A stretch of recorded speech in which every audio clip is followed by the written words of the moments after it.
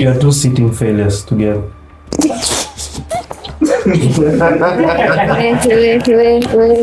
At least you are failures. If you're not a failure, it means you never tried.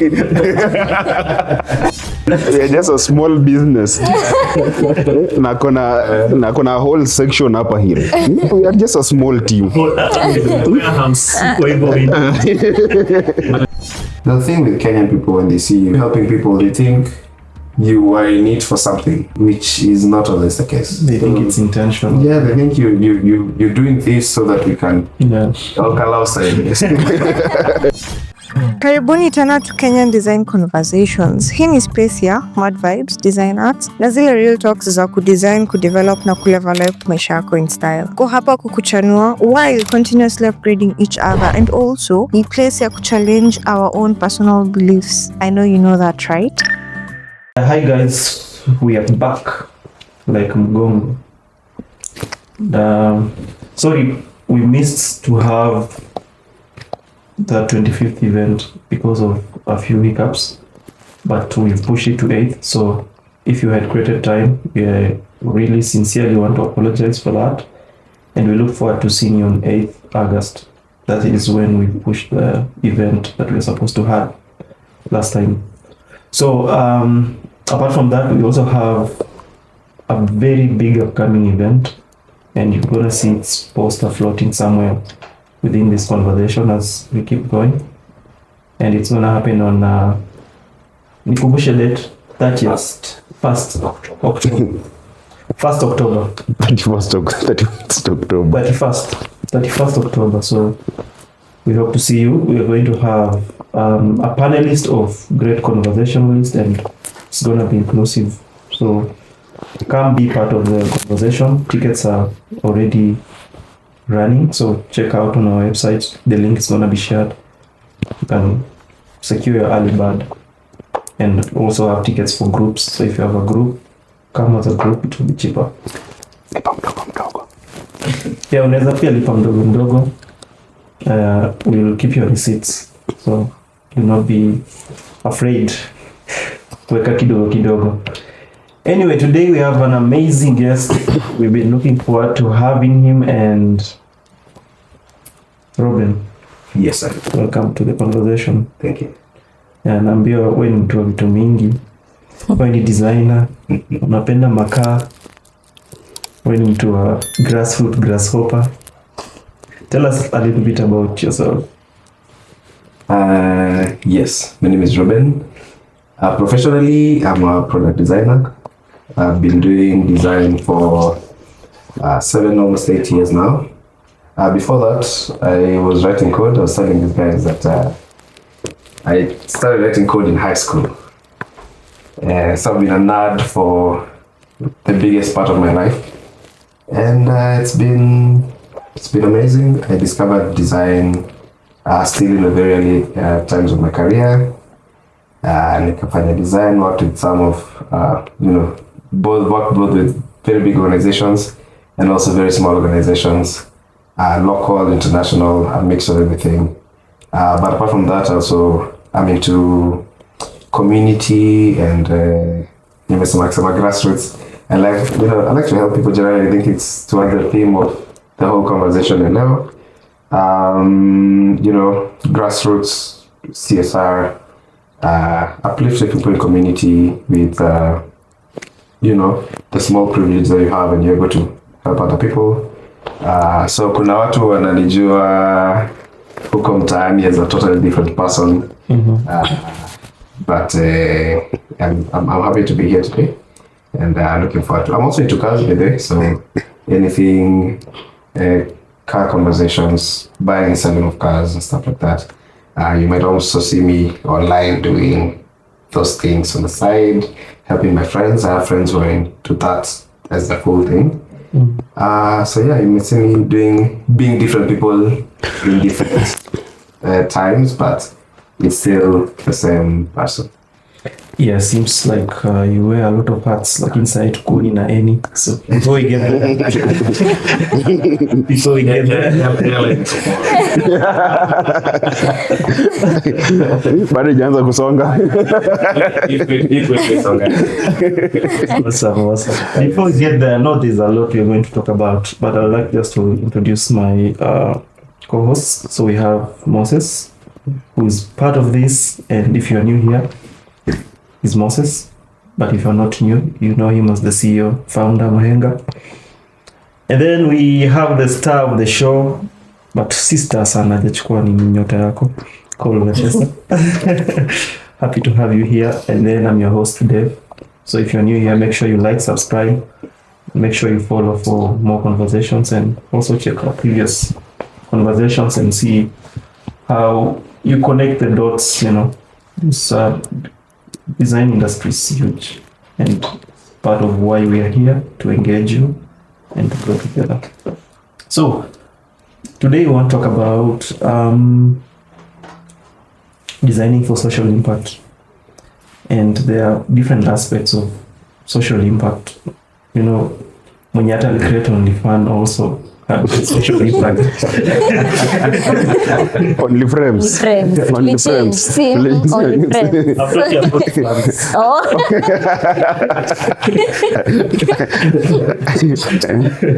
Yeah, and it's I think it has become a real huge topic right now, and there's a conscious awareness or awakeness into designers. Right now, everyone is trying to just move towards that. Is it something you've considered? Because you've already said you're into community and all that. Seems like you woke up early than most of us. So, like, is it something you thought of, or is just something that happened? Did you plan intentionally?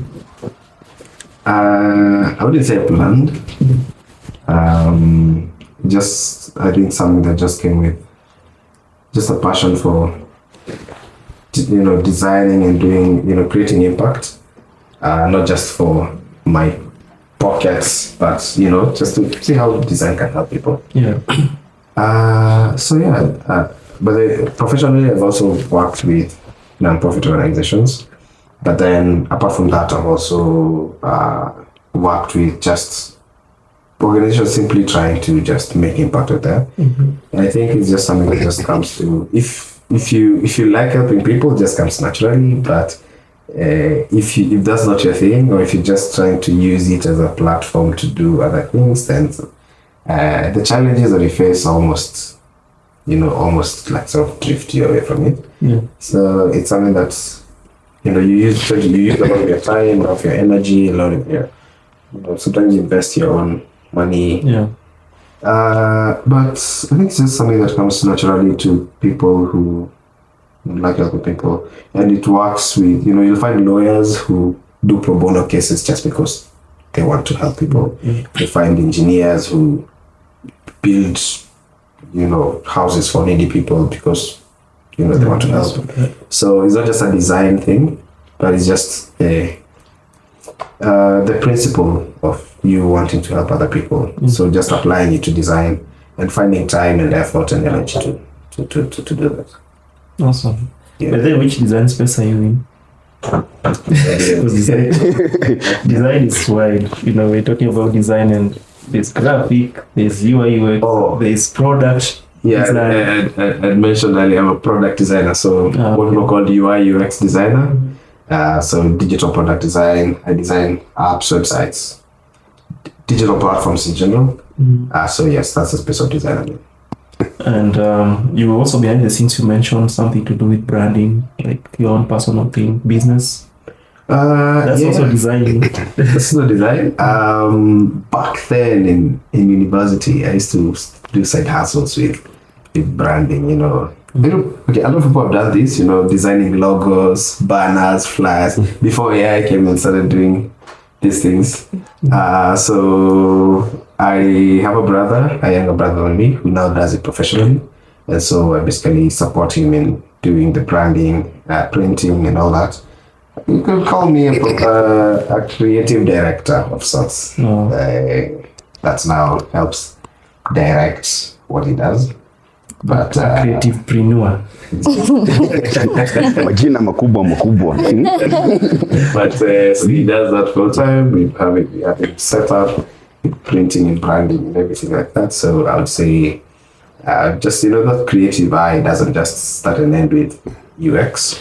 It moves even to things like, you find a landscape and be like, if you did this and did that and planted flowers here, it would be harmonious. Just that creative eye doesn't just start. Yeah, there's this artistic eye that doesn't start and end with Figma, like we call it, internally, professionally. You will have revelations of design in lots of. You see a car and be like, this car is beautiful because of ABCD. Or if I would improve it, I would do this and this. You see a house and you'd be like, I would have done ABCD. So I'd say I apply that talent in now branding to that effect of, I was showing you guys some stuff that I brand, but that's sorry for another day. No, but yeah, we like to go there. It's okay. We like to kudos to your bro and what you're doing. We like to support. Sorry to interject your point, but we like to support. So in a way, if you can share with us the photos later of what you do, we can also drop a link in the description so that people who are following this show can check them out. Thank you. Yeah. I'll be happy to share. Feel free to support us. We're just a small, team trying to bring humor through printing and t-shirts and funny hoodies. But also professionally, we brand everything from t-shirts, from small wristbands to something as big as a whole vehicle, buildings, and all that. But I do, like I said, I'm just creative director. Yeah. But then I have a team of people that do the rest of it. Are you sure you're small? So many people say that nowadays. Red taxes. You're just a small business. na kona a whole section hapa here. We are just a small team. Warehouse. You're from KIA. Amazing. Yes. Yeah. What's there any question you might have for the guests? Maswali. Before we get to the core of it, maybe you want to know more. Amesema grassroots. You've talked about even, it's good if you're open. You can talk about it. The thing you're doing with sport, supporting your team. FK. Shinani. Ifike mjini. So a lot of people just know the big teams, Gor Mahia, Lindsay, and all these big teams. But then they forget that before you get there, there's a whole chain down to the grassroots, down to the village. And oftentimes, if you are the guy who went to university and went to Nairobi, sometimes you tend to forget that there are people you left back in the village. And so part of what I do is support the young people back at home.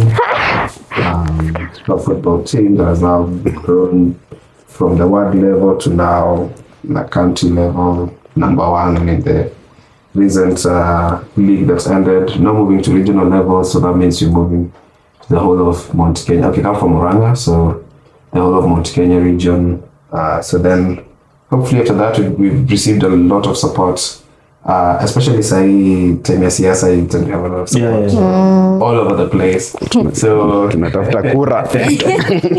so we want to use that support to propel ourselves to now move on to the national limelight. So next time if you see me next Pale Kasarani Stadium in a suit, but that's more of a long-term goal. But now, that's part of what I do to give back to society. A lot of people think I'm political, which I'm not.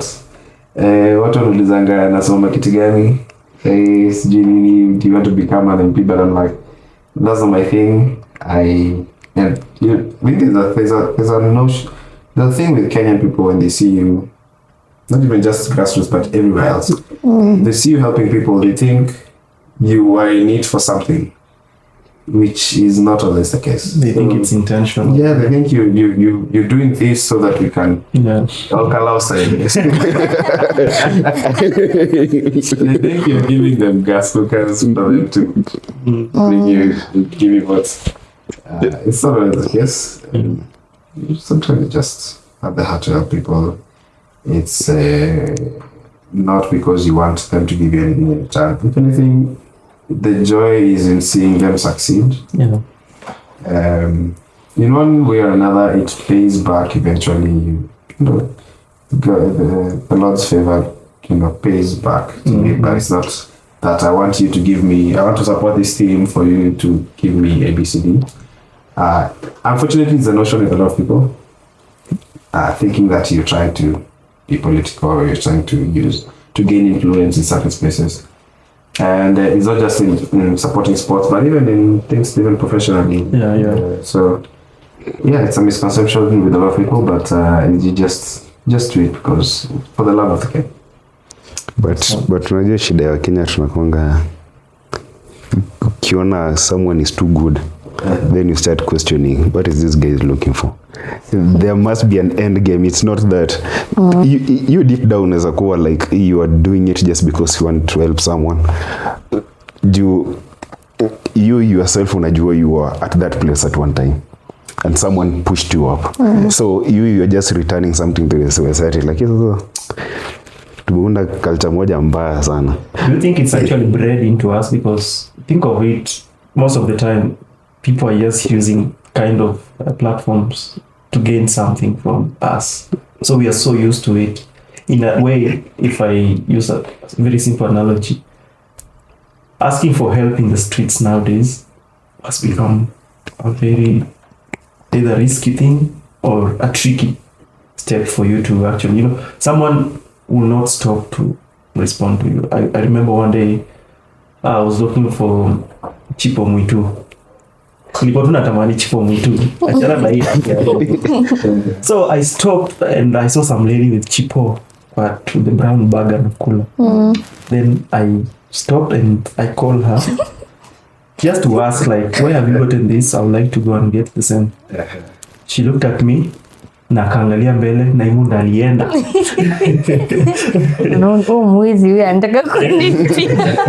So I think it's bred into us, the society, in a way that we are so defensive and we always think there is a, what is it called? This time imepotea. But you are not only doing good, but there's sort of like an ulterior motive you have. I bite your, as long as I bite your back, Scratch my back. I Scratch your back. hata mnaweza bite. Bite my back, I bite yours. Bite sasa. Anyway, you were talking about the whatever you're doing with the football, the team, is it, and whatever you're doing to support the community, is it gender-based, gender-specific, or are you? No, actually, so of course, the boys, the male team is on that has progressed, but as of July, we have now started supporting the girls team in the same locality. And hopefully, of course, there needs to be a lot of investments, from FKF all the way down to the female sports. We have seen that I used to play volleyball a long time ago. But I think the biggest team known in Kenya for females is the female volleyball team. So hopefully such investments will also go into because of men, sorry. Because of men, they sit on the back and they watch.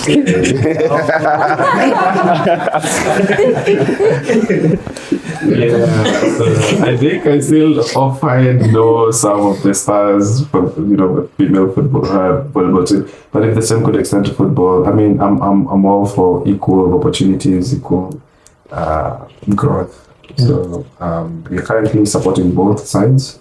Of course, with different outcomes based on, for example, you struggle even having, girls. We talk about, I come from the village. So like when you find, even finding girls are getting permission from their parents to go play football, sometimes it's an all-encompassing effort from both government, community to support these people. When you have them traveling outside, you have to be responsible for them going and coming back. Yeah. So it's an all-encompassing effort. We're slowly working to that. Hopefully, if anything, even for us, it's much easier even for our girls to progress, because generally across the board there's less effort or less support for them. So if myself and a few others came and supported my team, it's much easier to progress. Yeah. But then, I'm not just there to see my team go. It will not be happiness for me to just see my team progress and everybody else fail. Yeah. So the more of us that can go to the top, the better. Yeah. Awesome. I think maybe a follow-up. I think anyone who's listening to you, Ako, like, maybe tell us, like, when was the first project? You say you've been in the industry for like 8 years, and that is in design, and before that you were like coding. So of course mtu akiwa na roho mzuri, you'll do something, but like, what was the first time you decided to enter into like grassroots, and how was that for you, considering if I'm young, I've finished. Of course, you're looking for the money. Okay, everybody's looking for the money. So, like, what was the first time you were like, acha tu ni dedicate my time? Najua ilipi kitu. Like, how was that for you? Maybe tell us your first time doing that. Taken me far back. This was probably back in 2017 elections. There was elections 2017. Mm-hmm. Two elections. Yeah. So I think the first, activity, me being involved, it was back in 2017.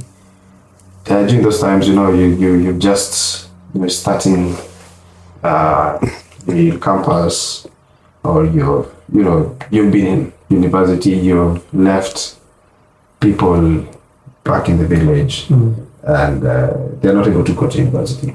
So you start finding ways of, how can we use the momentum in the grassroots to organize for fundraisers for these people, to bring people together. People were selling smoking weed in the village and all that. How do you start? Oh man, it's a serious thing. How do you start? Kuna wengine hata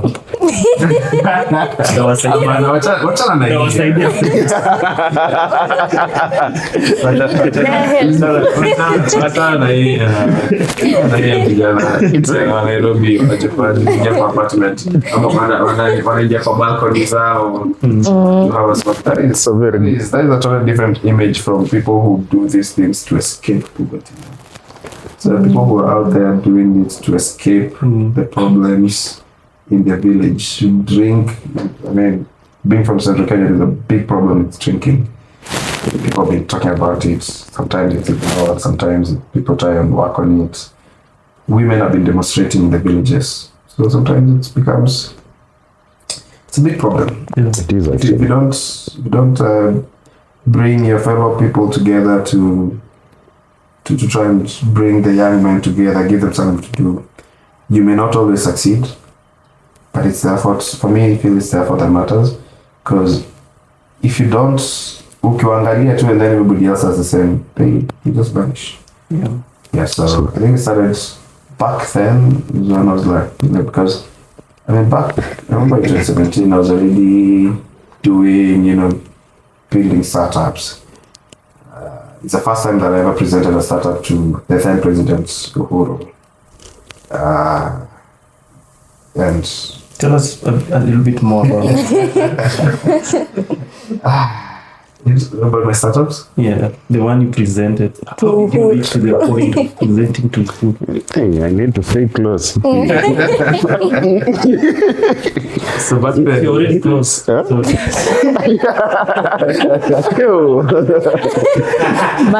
so back then, I went to the Mahi University.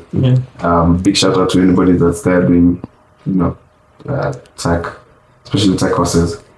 We were, I wouldn't say I was a pioneer, of course, things had started way before me, but a lot happened as well during our tenure there. And we used to do things called hackathons. And it's not as simple. These days I've been seeing hackathons like 6 hours hackathons, 1 day hackathon. We used to do 3-day hackathons. What is that? You hack? No, so hackathon is a marathon. Okay, generally hacking is not just the malicious hacking. It's just like building, basically. So it will be a building from. Sometimes it will go for 3 days. Yeah. And it's not 3 days that you go home and sleep and come back the next morning. It is 3 days in a facility, fully fed, facilitated, everything. If you leave, you go. 3 days building. Sometimes you do them for 2 days, sometimes 3 days. Yeah. There's a facility called the Hub. I hope it's still there. I am planning to go back to the coach sometime in the year.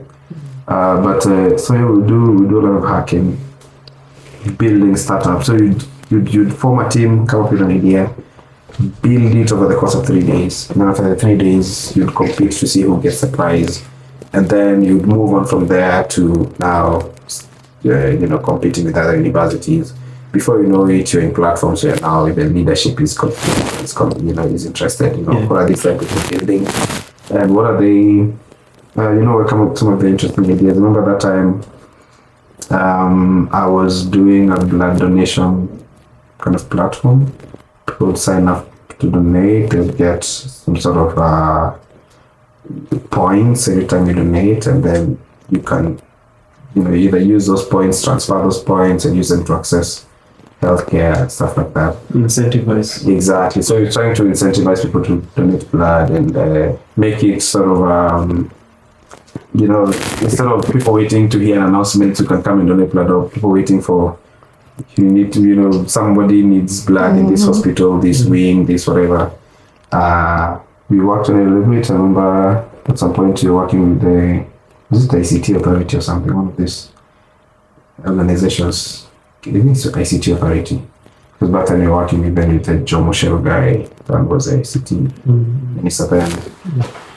So went on for a little bit, but then I think support-wise and sometimes the system sometimes does not allow you to go very far.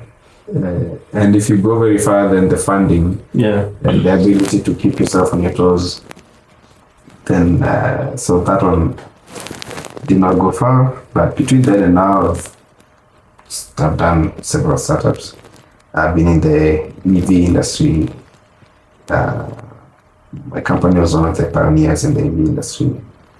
But then same pitfalls. You're going to an event or to a meeting where your competitor has an investment of 3 billion Kenyan shillings. Unaenda na vibes. Na vibes and a suit. Mmeitwa pale Mombasa for industry round table. This guy has been funded, flights paid and everything. Oh,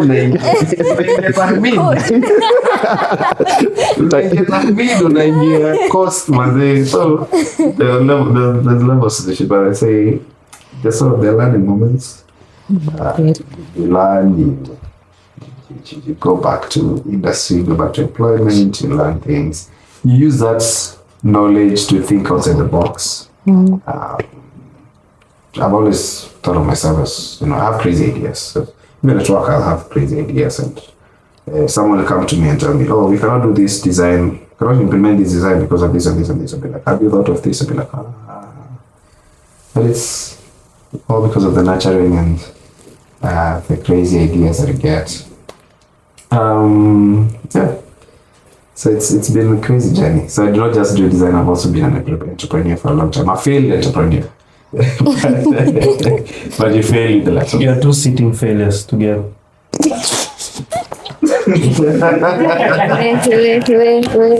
At least you are failures. If you're not a failure, it means you never tried. Giving you context of entrepreneurship, because you also had a couple of failed startups. Yeah, but it seems like yours is core-rooted into whatever we are talking about, which is designed for social impact. Like you see, you are into blood donation. Actually, it's I used to take it lightly until I had one of my family in the hospital and they needed blood. That's when I knew actually it's helpful to donate blood. Yeah, and some people just take it for granted or lack of awareness. But I think incentivizing the process makes it much appealing to anyone. Yeah, and also making it accessible. A lot of people don't think about it until someone close to you is affected. But if you don't make it mainstream, you'll see, you compare us to the West, for example. People sign up to be organ donors. You see, if I die, you can donate my liver, you can donate my heart to people. How many people in Kenya are organ donors? But then it's just some of that knowledge has not been made mainstream. And you see, sometimes we tend to think of ourselves as people in Nairobi. People, you tend to look at certain demographics of your friends, your peers. You might have this knowledge, but the average Kenyan is not like you. The average Kenyan in a village somewhere, the person who needs to plan a trip to come to Nairobi, but they, sometimes the majority in the country, they don't know about these things. And unless you make it, you take it to the to the mainstream, to the people. Because I mean, if you make it, let's say you have an app for blood donation, you make it into an Android app, a fancy app. How many people do you think will have the devices, the time, the resources to access your app, and even have a close by facility to go and donate blood to their local facility? So mobile bank. So yeah, sometimes you tend to feel like, especially even as you're getting the topic of designing for social impact, you might have the best technology, but it's not in the grassroots.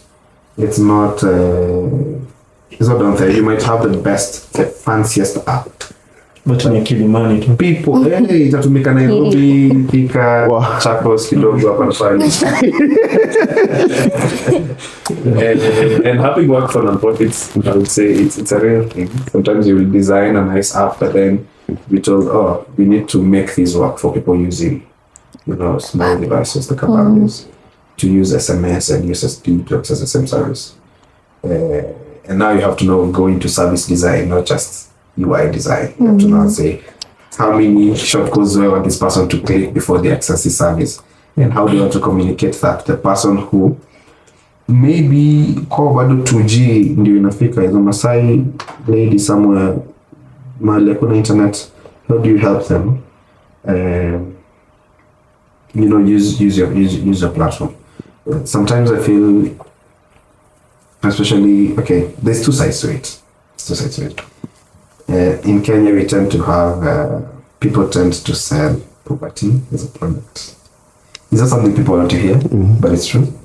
People tend to sell poverty. Oh, help us because you're needy. Help us because you're this and that. But then at the same time, these organizations will bring a whole lot of technology. And then you'll be like, okay, now how do we distribute this technology? The same people we said we have to help. So it's sort of a two-sided coin. And you have to sort of look at a bigger picture for it to make sense. Kuna mascavengers where hizi vitu za .org. I think only 10% of people who are actually honestly out there trying to help people. The rest, those just want.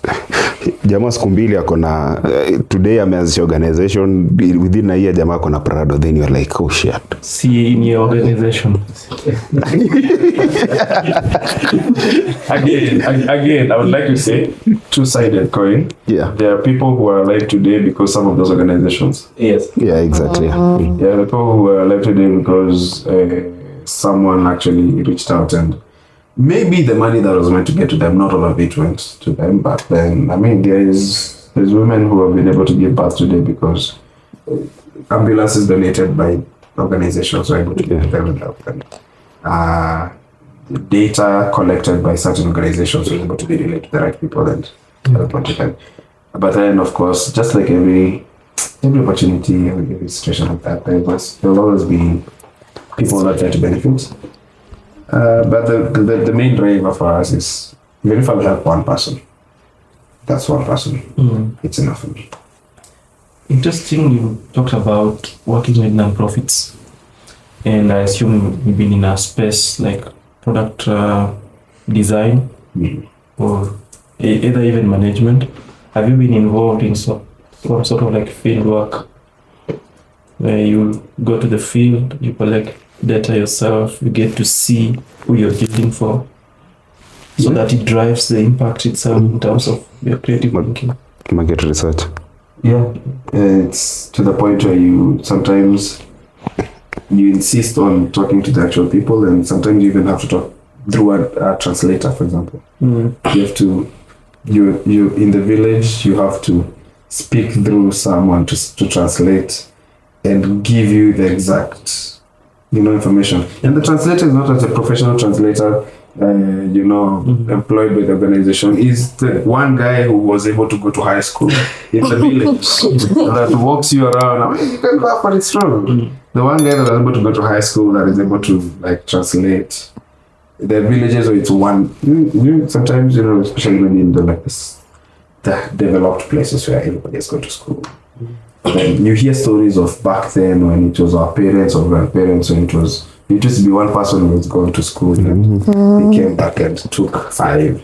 It's actually there's still people to this day who are like that. You go to a village and they will tell you, if you talk to the head honcho of the village elder, they will invite the guy who can speak your language, and you're like, okay, maybe this guy is available this day to come.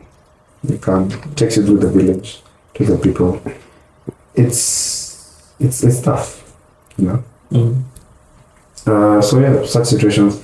Other situations, you have to go with security. You have to go with armed security. So you're bad at those places. Sometimes you have to go with armed security. You're going to talk to people, and even sometimes the people you're going to talk to are suspicious of you. They're like, what do you mean you're coming to help us? Who are you? What do you want from us? You have to convince them that, hey, we are only here to help. Yeah. And you'll need to maybe be accompanied by like the local chief, who will go and tell them, okay, fine. So you write to the local chief will give you a day to come. You will say, okay, fine, we're here to talk about this and this and this. We have to get and then we come back and help you.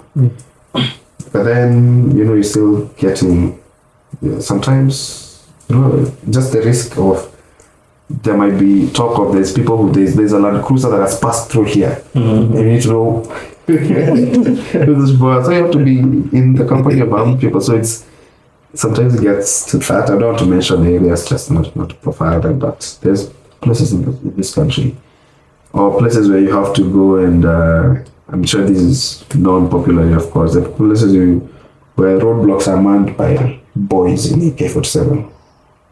In Kenya. Yes, young boys like 10 years old in AK-47, they're manning the roadblocks. You go, you have to leave. Then you just want water, you give them water. And you proceed to where you're going. You go do your research. It sounds like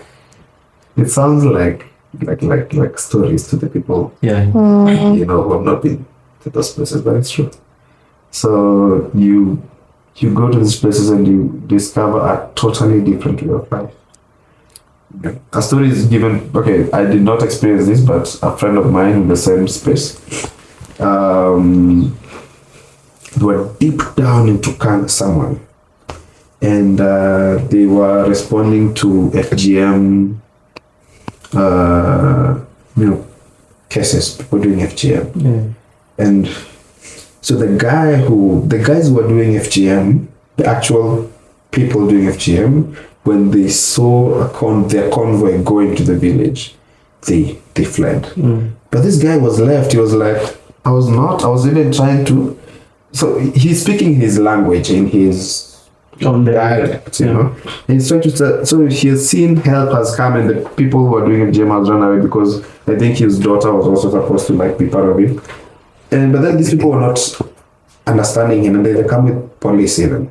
So the police, they're trying to explain to them in his dialect that I'm even happy that you guys have come, but then the cops that accompanied them were like, you are one of them. So they tried to arrest him. But then the funny thing happened when they got to, I don't remember that name, and again, I don't also want to profile places. They got to know where I think they were to go to Kitale eventually, to the courts in Kitale. This guy, when they got to the first tarmac road, he requested in the little Swahili he knew that they stop the vehicle so that he can feel the tarmac. Why? He had never seen tarmac. by those places.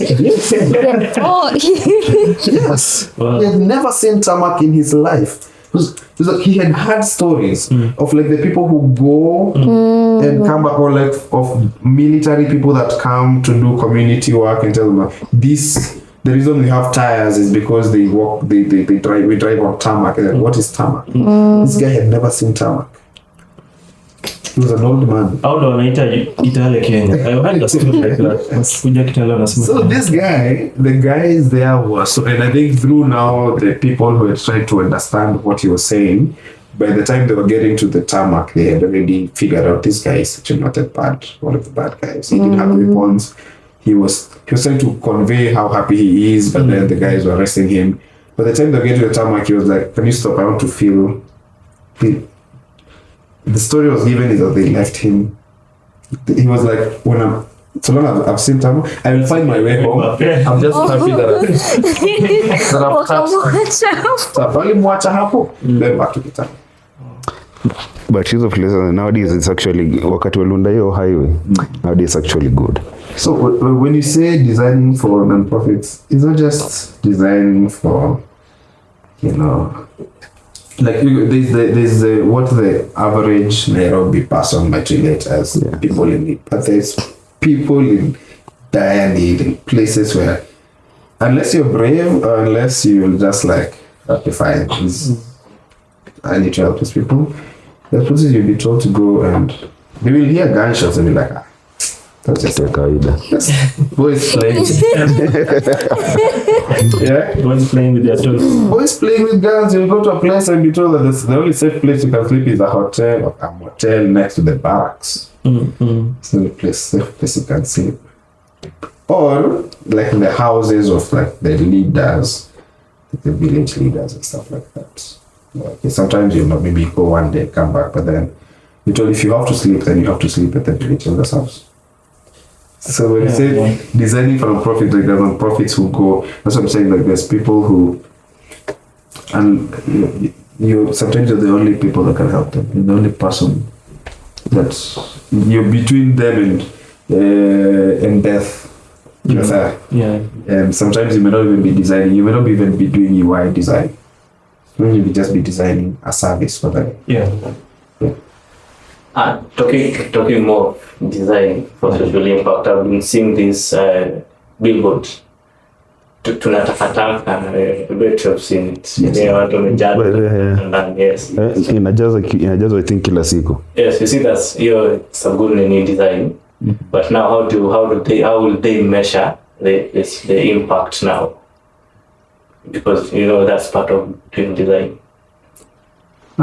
Interesting question. There's different aspects of, stages of making impact. Sometimes you may not measure impact on the first day when you go to the field. It may be sometimes you just want to create awareness. Maybe designing something or doing something to create awareness. And in that first stage, you may not measure impact. Maybe the impact of that billboard will be felt 2-3 years from now.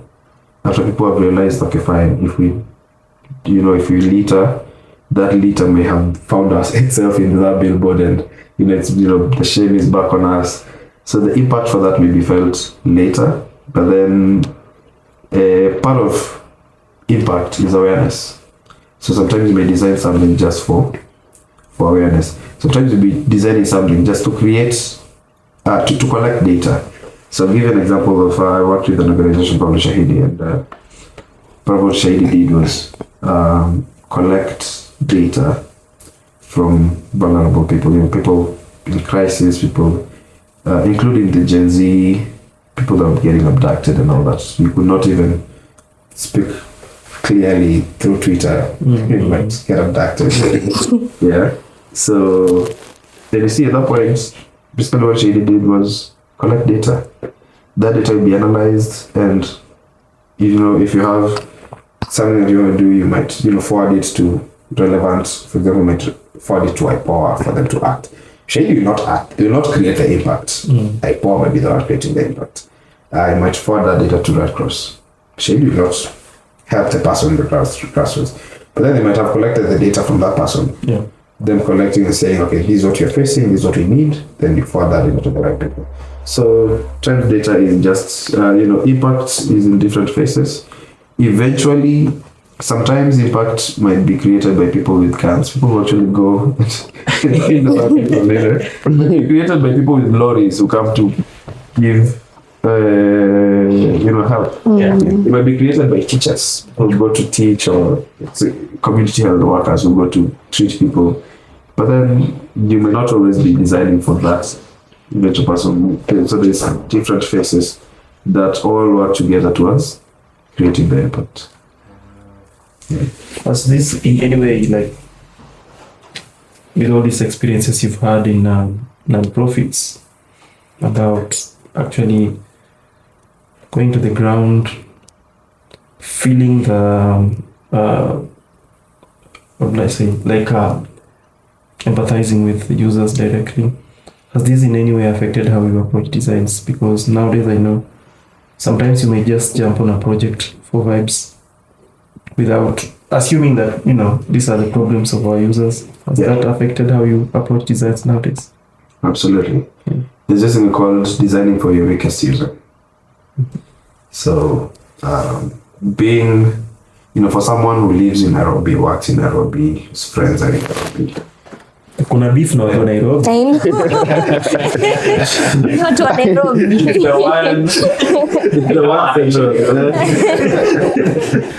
I mean, me being one of them, the one central place where, people tend to have a lot of privileges that they do not know they have. Someone who lives and works and stays in Nairobi might not know that a lot of things that they have.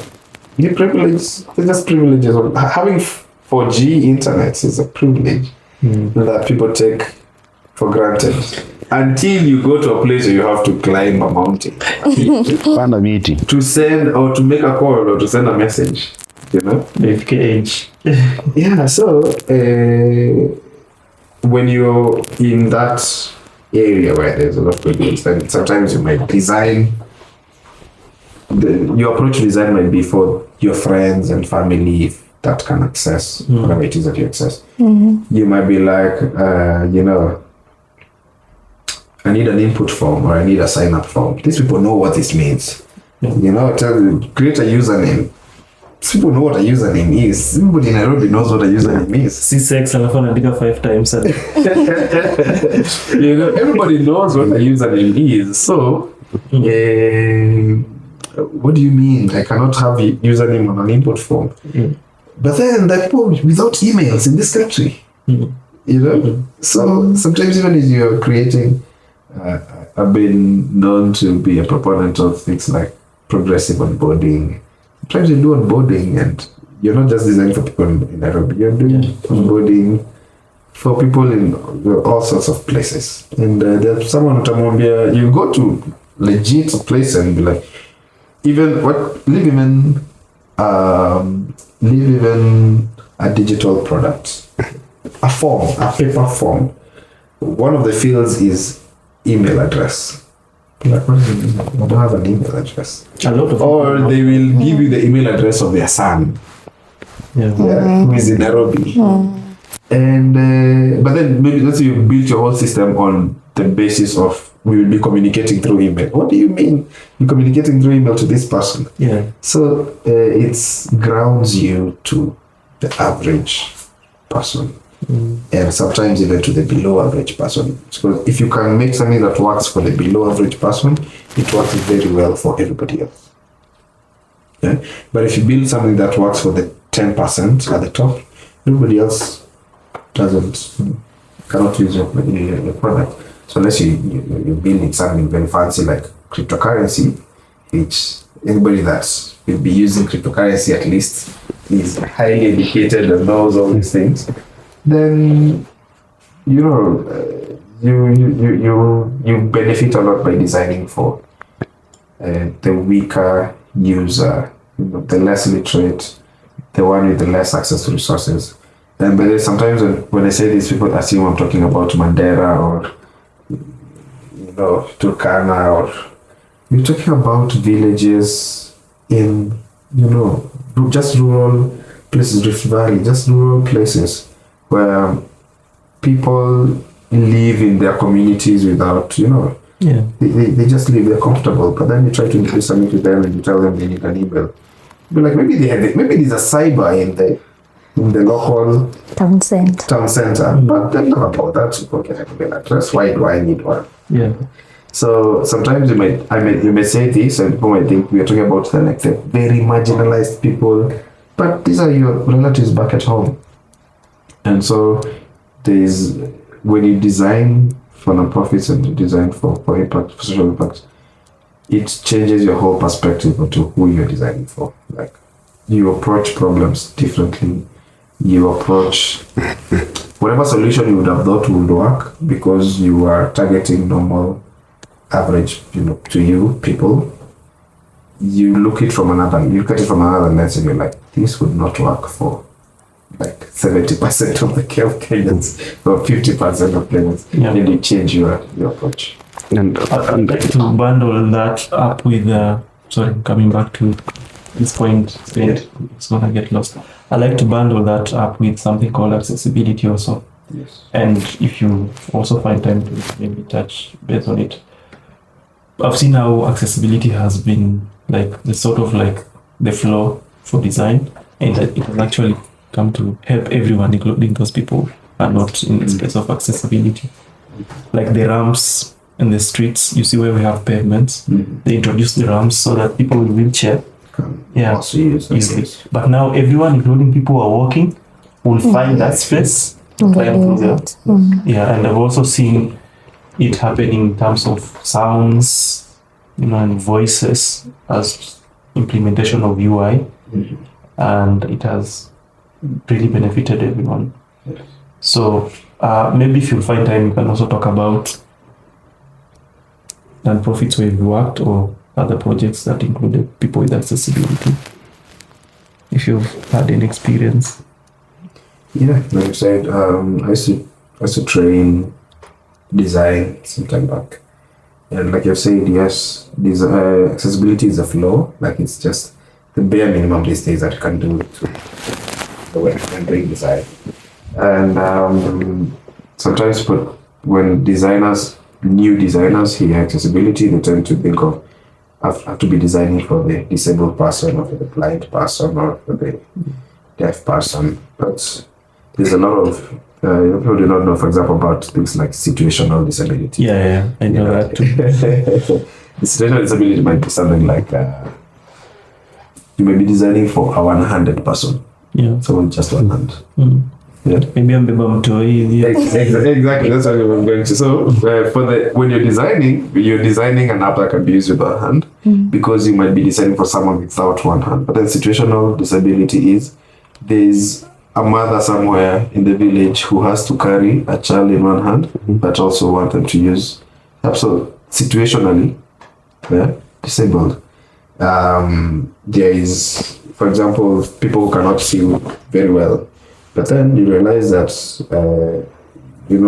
deep in the village where there is no electricity and someone is in a smoky hut, they're almost in the same situation as the person with astigmatism or something, that who cannot see very well. Yeah. So even as you're designing for the people who are, permanently disabled, then you at the same place you assist a lot of other people who might be in one way or another not able to use your service today. So for not everybody, I would say not everybody is seated, comfortably lounging, waiting to use your product. People are using your product as they're doing other things. Yeah. Someone is standing in a supermarket line and they want to use your payment product. So I work at a company called Cashier right now. It's a payment platform. So we do payments, money remittance and all that. So it's a fintech. And so you do not just design Cashier app, with the notion that someone is seated comfortably, lounging and using your app. You're getting into the mind of this person, that this person could be on the supermarket line, one hand holding groceries, the other hand using their phone. How quickly do you want them to make a transaction as opposed to some of the competitors in the market? Or how convenient do you want your app to be compared to others? So yes, accessibility is very, it's something that at one point it stops becoming something you think about. You just have it in your systems that this is just something I have to do. And the more you put it in your systems, the easier it becomes. So I don't have to think about, did I include this and this and this and this demographic? It just gets built into your systems. Awesome. Na kutengenezea kanisa website. Here, is it great? Is it your impact on just kutengeneza portfolio yako? Kutengeneza kanisa website. I mean, Kanisa inaunda pesa. True or false? Actually, some of the profitable business in the world is church. True. Church is not a non-profit. It's, I know someone can challenge me whatever you want. Church is some of the biggest money making machines are church. Kuliwa nini? Sadaka. CEO. I've been watching some certain documentaries about these mega churches. Then you come deep down, by the end of the day you realize that church is just a money making machine. Someone tells you, I was watching this one pastor in US alikuwa anasema, like, if you want to be blessed, send $3,000. True. That's true. So I don't like getting into matters of religion a lot, but when you say yes, some are profitable and all that, making machines. There's also another side of religion that people don't. Yeah, definitely, yeah. There's people who have grown up and the only hospital they have gone to is a mission hospital near their village. Yeah. So while there is these new age churches that have come to, ride the wave and all that, there's still a lot of work being done by religious organizations. And I feel it's a matter of just your intuition and just how the kind of impact you feel you'll be making and just how convinced you are that, if you feel that the church you are contributing to helps you or has made impacts to people, then I find out wrong in designing for them and helping them with their systems and making them, at the end of the day is, you're not just designing a website just for the sake of a website. You have to ask yourself, why am I designing this or why am I building this for them? Will it help them reach out to more people? Will it help them spread the gospel? There are people, and like I've said, look outside. There are people who the only hope they have is from the church. Yeah. The only thing that takes them through the end of the week is knowing that at the end of the week they'll go to church and meet their fellow people. Yeah. Otherwise they would have given up a long time ago. So if there's something you can do to help that church that does that for people, absolutely. Yeah. If there is a rich church who, the pastor comes with a V8 and a Land Cruiser and preaches and leaves and goes on with millions, charge them. But for the churches, I don't just want to say churches. There's a lot of religious organizations. There's Muslims. There's mosques that help people. There's Hindu, temples. Even here in Nairobi, but that feed a lot of sick children every day. And if there's something you can do for them, by all means, if you have the time, the energy, help them. If it's commercial, this want to reach more people to add to their billions, shut them. So it's a two-way thing. Yeah. A two-way thing, and it's all about what do you think, what do you feel that, especially community churches have been there, from the age of our grandparents, and they've been helping people. They have hospitals, they have mission schools, they have all these things. If you can, by all means, help them. It helps, but it's almost always a two-way thing. You will design that website for them. It will also help towards your portfolio. And maybe you might design for two churches who don't give you any money. Then another church with a lot of money might tell you, here's some money, design this for us. So it works for everyone. But then let's not forget about the millions or the thousands of churches that actually help you. Yeah, people are actually rooted to the church, and it's their only hope spiritually and As much as sometimes even like just society helping. Go to some places like Nyeri and Central Kenya and Limuru and some of those mission hospitals, mission schools. They're the backbones of the societies. Yeah. So if there's something you can do towards helping them, then by all means. And then now you see another place where I see designers are supposed to come in for social impact. Most of the digital products tend to be more the West, from icons, the look and feel. I feel like right now the designers are supposed to now start creating like elements which are open source for designers to create more digital application for Africa in a bit, at least shaki angalia naona hii inakaa kilembo ya show in production of resources. How about that? I think just generally, currently, I've not met a lot of people who make such digital assets. Yeah.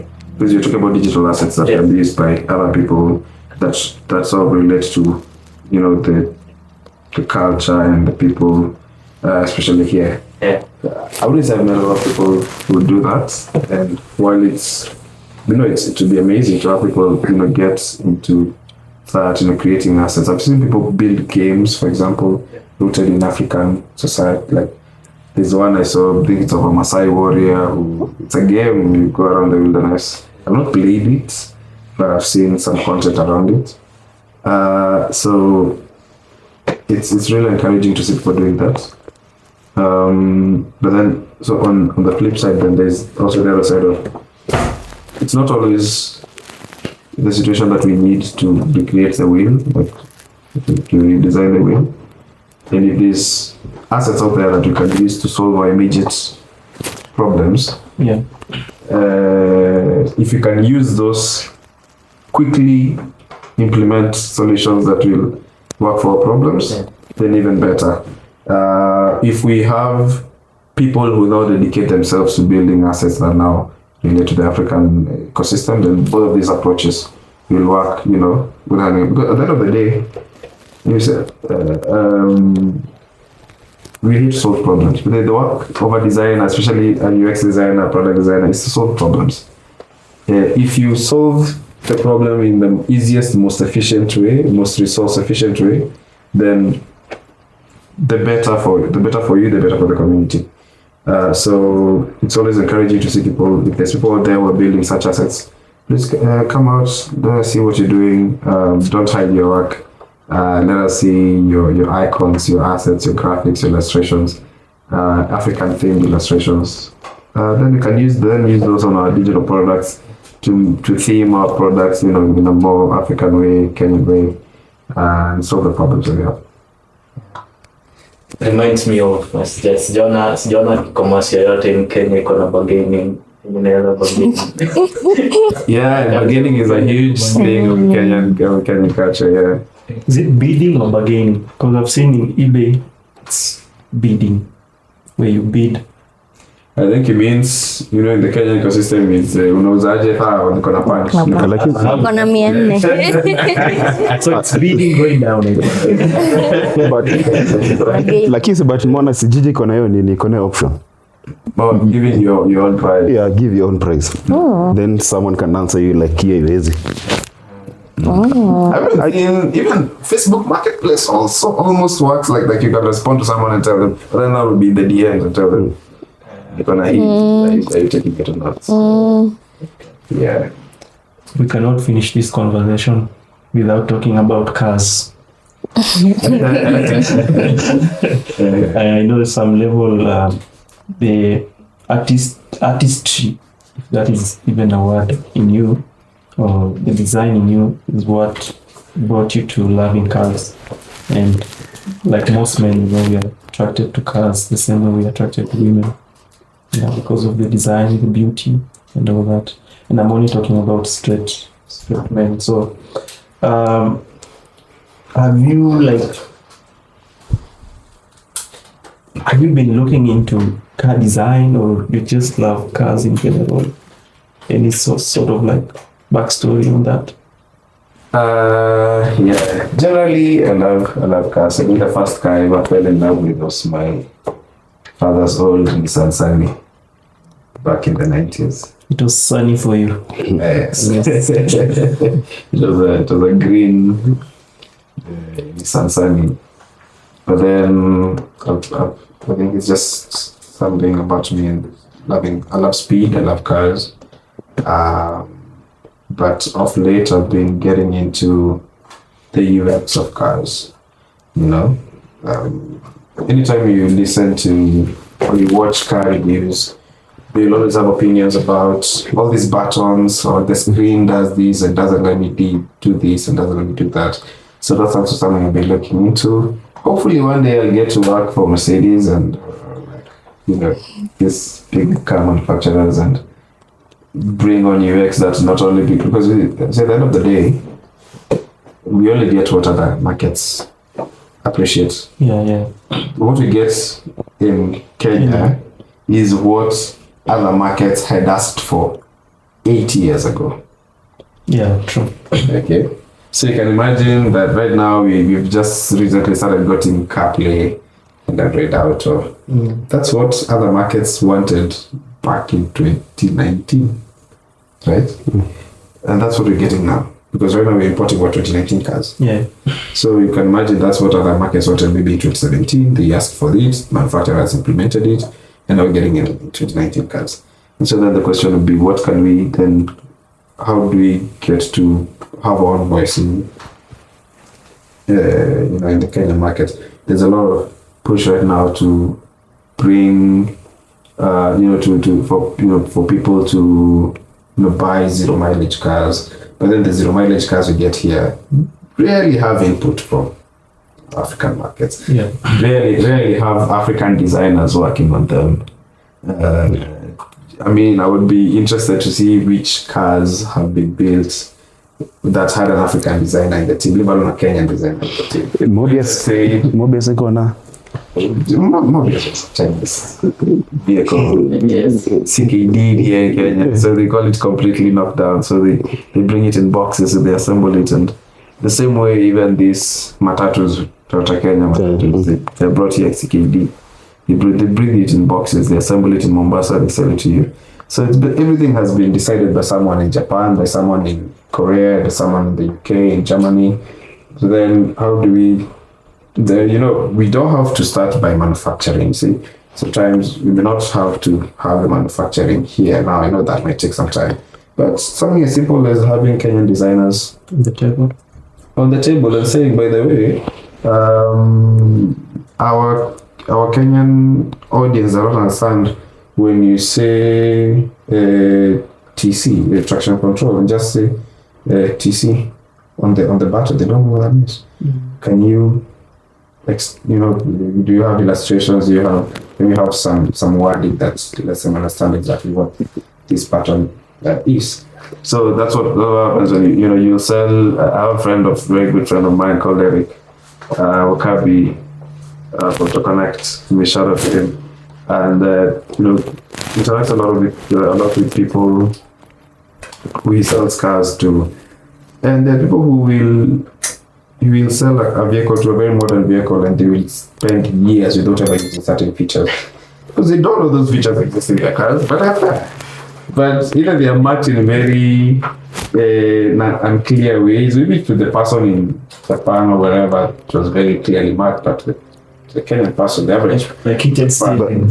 Exactly. They don't know what a heated steering is or heated.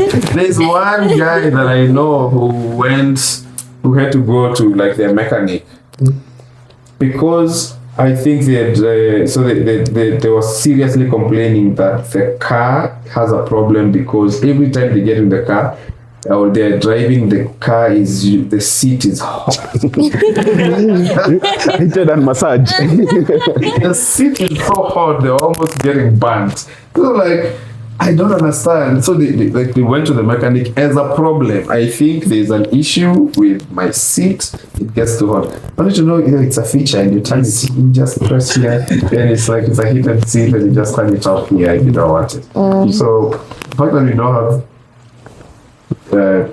local people, I think the only place that we see Kenyan engineers, Kenyan designers is in the matatu industry. But do you think like the government can intervene and push a law whereby the zero mileage?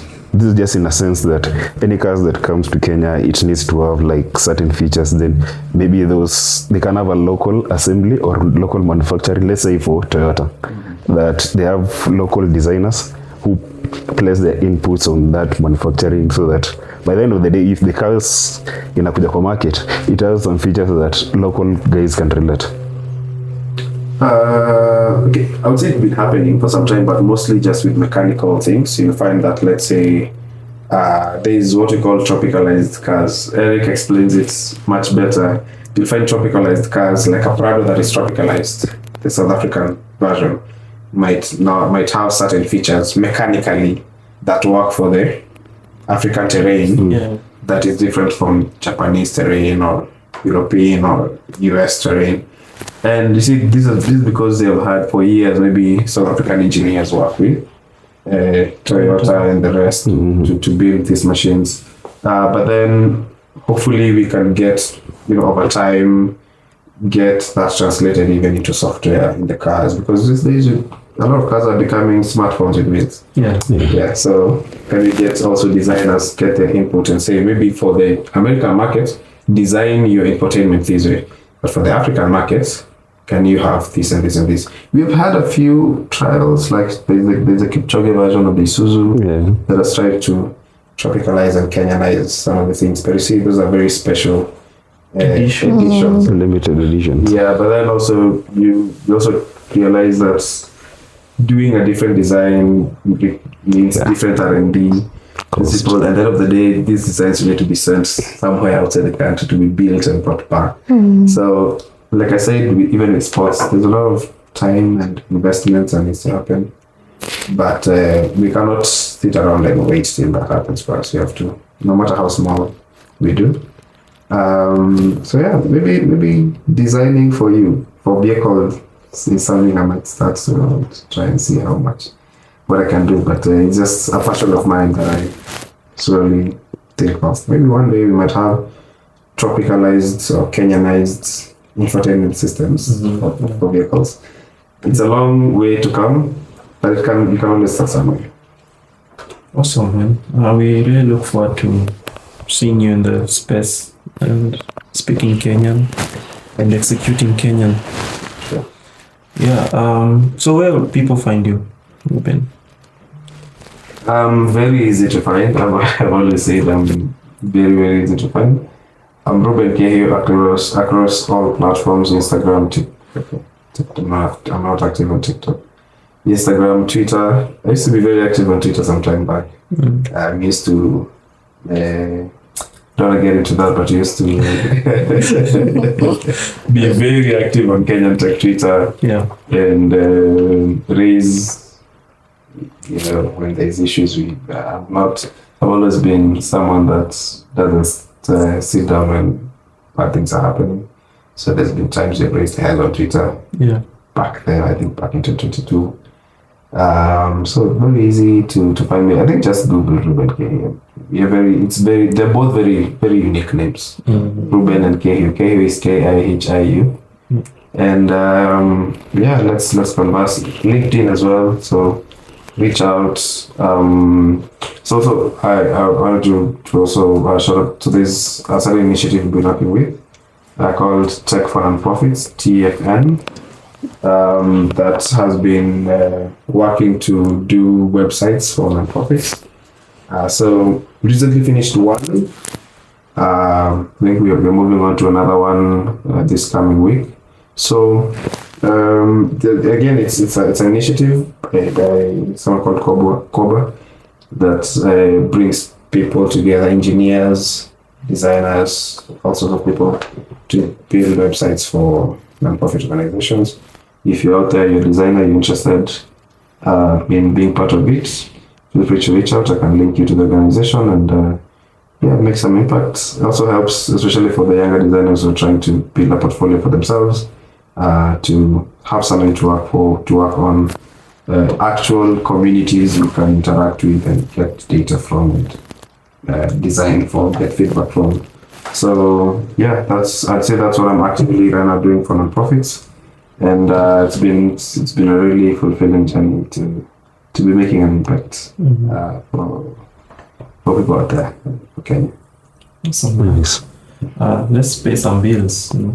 So today's sponsor is Trash Dash, and they're a reliable garbage collection service.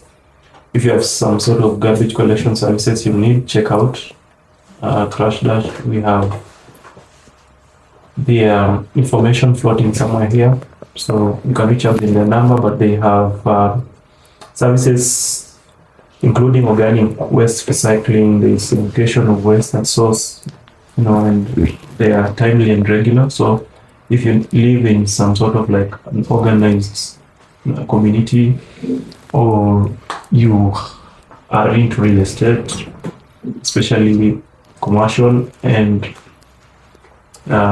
this other one, you can reach out to them and they will help you in terms of managing garbage collection. We also have our Creatives is a reliable space for you to manage. I always say, if you live inside the Anjeven trees, if you have a compound, you want to do gardening, lawn mowing, landscaping and all that, you can check out their details and they will help you in those services. So Reuben, it's been really awesome to have you here. I know we are cutting you short, but it's all right. Time will not allow us to go into every detail you've shared with us, but we are really grateful for the insights you've shared. There are a lot of stories that we'll look forward to having you again. We go over them, and we are also having events, and it will be awesome to have some sort of mindset through that space. We have a 31st of October event, the biggest month of all events that we call Creative Konversations. And tickets are running currently. If you want to book for your friend, yourself, or a group, make sure you check out our website. And it's a space where such minds are going to be sitting on a panel and arguing and discussing and fighting verbally. Yes. Yeah. Apart from that, we also have 8th August, we're having an event, and we're just going to be talking about tools and what's stacking in terms of, or in the space of design. So the tools designers are implementing right now. I have been your host, Dave, and so glad to have Vanessa also on the panel, and Moses. Make sure you also check our merchandises. We do have merchandises, so if you have a t-shirt, you want a custom hoodie and all that, I see you also be in the branding business, and I think we are going to do more business.